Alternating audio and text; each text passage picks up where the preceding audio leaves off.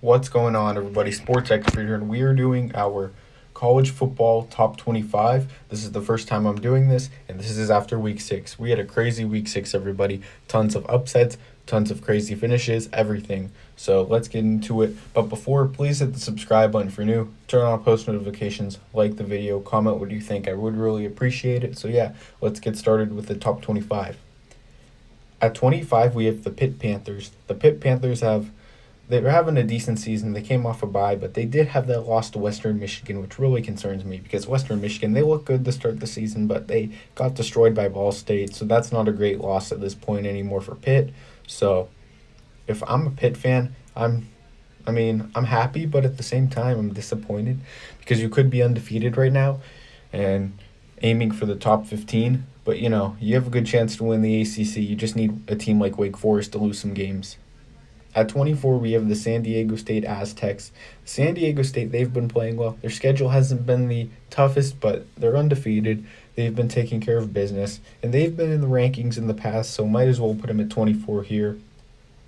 At 23, we have the Texas A&M Aggies. They are coming off a massive win over the Alabama Crimson Tide. What a game that was. Zach Calzada, who's one of the worst quarterbacks in arguably the FBS. What a game he had. He played really good football. I don't think anyone expected that. So, Texas A&M almost choked that game, then they came back and won it. Zach Calzada was clutch. Jaden Weidermeyer, Isaiah Spiller, Devin Shane. What a game. At 22, we have the SMU Mustangs. Tanner Mordecai's looked like a great quarterback so far. He's looked like a NFL-ready quarterback. That's how good he's looked. And this SMU team has a lot of potential on offense. I don't know if they can win the AAC because of Cincinnati, but, we'll see what they can do. At 21, we have the Baylor Bears. Dave Aranda, he looked bad in his first season. Same with Matt Rule. He looked bad in his first season and looked great in the second. That's the same thing with Baylor this season. Maybe not as good, but, Dave Aranda is doing a great job with the little talent he has, and that Baylor defense is something. At 20, we have the UTSA Roadrunners. UTSA is undefeated. I don't think anyone expected them to be 6-0 in their first 6 games. What a season they've had. The coaching around UTSA has been great. University of Texas San Antonio, what a season so far. At 19, we have the Arkansas Razorbacks. Arkansas has played some great football. They've lost 2 in a row, but they've had some tough schedules. That's what happens when you're in the SEC. You're going to lose some games. So, KJ Jefferson's had a solid season. Traylon Burks looks like a first-round talent. So, yeah, this Arkansas team is good. At 18, we have the Wake Forest Demon Deacons. Sam Hartman's looked very solid this year. He's looked much better than I thought. I didn't think he was going to be that good. But, he's really shocked me. They're 6-0 right now. I thought they were going to lose to Syracuse. But if you really think about it, beating Syracuse on the road is a really good win, especially in that comeback fashion. So, Wake Forest looks good. Best team in the ACC so far. At 17, we have the Notre Dame Fighting Irish. They came back on a game-winning field goal against Virginia Tech after Tyler Buchner threw the pick six around just before the fourth quarter. So, yeah. But Notre Dame looks like a solid team, but at the same time, they don't look great. They look kind of overrated, but, they're still top 17, and Brian Kelly is a good coach still. At 16, we have the Arizona State Sun Devils. Herm Edwards is doing a great job leading this team. They could easily win the Pac-12. It's not over yet. And with the way Jaden Daniels is playing, the junior, I expected more from him out of his career, but he's looked really good this year. He's improving. This is the year. He's having fun. So Arizona State's doing some great stuff. At 15, we have the BYU Cougars. They really disappointed me yesterday, losing at home 26-17 against the Boise State Broncos. Yeah, Jaron Hall, what are you doing, man? You might not be Zach Wilson, but that's a bad loss. I don't think Boise State's that good. But, maybe Boise State's a solid team. Maybe I was wrong. Their playoff hopes are done. At 14, we have the Oklahoma State Cowboys. Mike Gundy, he always has a good team. Doesn't matter what talent he has or not. If he has some talent or no talent, they're always going to be in the top 25 somewhere. They're always going to cause teams like Oklahoma and Baylor upsets. So, yeah. At 13, we have Coastal Carolina Chanticleers. Jamie Chadwell, he won the Coach of the Year last year, and he's having another great season. They blow every team they play out. This team is absolutely for real. And it's not a question. It's not just some team in the Sun Belt that's undefeated and squeaks by teams. They're actually blowing everybody out. And give credit to Grayson McCall. He's one of the best quarterbacks in the nation, no doubt about it.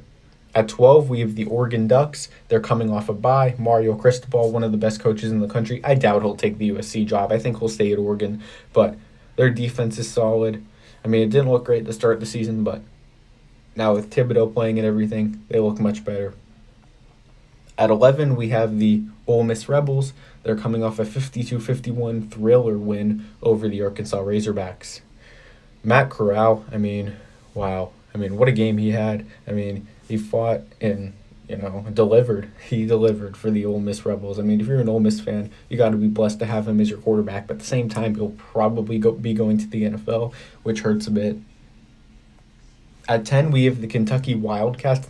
Kentucky's coming off a huge blowout win against LSU. I actually picked LSU to win that game, but Kentucky still looks solid. They got a matchup against Georgia on the road next week. I don't know how that game's going to go, but it's definitely could be interesting. I believe it's at 3:30. At 9, we have the Michigan State Spartans. They're coming off a 31-13 win over the Rutgers Scarlet Knights. And speaking of the Michigan State Spartans, they may have the number one candidate for the Heisman Trophy right now, and his name is Kenneth Walker III. He's a transfer running back from Wake Forest. How good is this guy? How good? Who would have thought through week 6, the number one Heisman candidate would be a running back from Michigan State? That's unreal. At 8, we have the Oklahoma Sooners getting lucky every week. I should probably put them lower, but at the same time, they've deserved it at this point. They'll probably go undefeated and make the college football playoff and ruin a lot of teams' seasons because, the college football playoff loves Oklahoma more than their families. So, yeah. But Caleb Williams seems like the guy. Spencer Rattler might be transferring to, LSU or something like that next season at this point.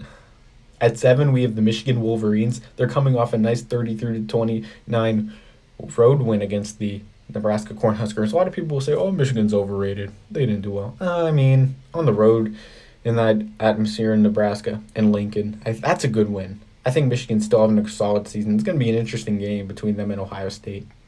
At 6, we have the Penn State Nittany Lions. Penn State, the injury to Sean Clifford really ruined them in that game. They had basically no chance. Taquan Roberson, one of the worst quarterbacks I think I've ever watched in my life. So bad. Passes downfield. Actually, it wasn't even downfield. It was passes past the line of scrimmage. He was 2 for 16 with 14 yards. How bad can someone be at football? Get out of here right now. They need some quarterback depth in that room. At 5, we have the Alabama Crimson Tide. Wow. First loss ever for Nick Saban against an assistant, 24-1 Jimbo Fisher. He was 4-0 against Jimbo before yesterday's game. But the Crimson Tide, man, their offensive line was so inconsistent, really didn't help. If their offensive line was more consistent, they have a good chance of winning that game. Bryce Young didn't have a lot of time. He played a good game, but at the same time, I don't know what to say. It's crazy. But Alabama could be on the outside looking in if they lose in the SEC championship. At 4, we have the Ohio State Buckeyes. They defeated the Maryland Terrapins 66-17 and now have the number 1 ranked offense in all of college football. So the Ohio State Buckeyes, they've been getting better since the game against Oregon, and I think they're just, one of the best teams in the country at this point. I think that was kind of a letdown. It was the early weeks into the season. That can happen, like week 1 and week 2. Stuff happens, you know what I mean? A lot of teams will win, a lot of teams will lose. Even UGA, they beat Clemson, but when they were ranked 3rd, but at the same time, they only beat them by 7, so you could argue there was a bit of rest with UGA there because Clemson is not good. At 3, we have the Cincinnati Bearcats. What a season they've had so far out of the AAC. Luke Fickell's doing a great job. What a hire that was a few years ago. Sadly, Marcus Freeman did leave for Notre Dame, but they looked even better without him. It's weird. But at the same time, they probably still need him to make any type of run. But Cincinnati, they're a solid team. Desmond Ritter's a Heisman candidate. Jerome Ford's a great running back. What a get that was, transfer from Alabama. At 2, we have the Iowa Hawkeyes. The Iowa Hawkeyes have a great defense. They already showed that. They defeated the Penn State Nittany Lions 23-20 in a great game at home. I know why they won. I won't say it, though. But Spencer Petras, I can't believe I said the guy was underrated. That guy just isn't that good. He had some nice plays towards the end of the game, but he really just isn't a great quarterback. Let's be real. Iowa's going to need some help on defense and some help with Tyler Goodson, who might be, I mean, he's a solid back, but I don't know if we'll get the job done. But Iowa at 2. We'll see how far they go. Iowa, a 12-0 Iowa Hawkeyes versus an 11-1 Ohio State Buckeyes in the Big Ten championship game. That's going to be a primetime game for sure. And at 1, we have the Georgia Bulldogs coming off a 34-10 win on the road against the Auburn Tigers. I mean, this is the best team in the country, no doubt about it. I know Georgia chokes every year, but if they choke this season, I don't know what to say. I mean, they have to win the national championship this year. At this point, the gap between them and everyone else, it's crazy. Like Alabama last year, the gap between them and everyone else, crazy. This year it's Georgia. I don't think Georgia's as good as last year's Alabama team, or even as close to being as good, but they're a solid team, and they're the team to beat in college football this season.